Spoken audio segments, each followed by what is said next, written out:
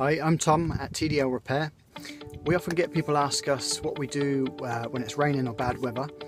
Can we still operate as we're a mobile repairer? The answer is yes. Most of the time we can operate in pretty much every weather condition using a pop-up gazebo tent to give us shelter.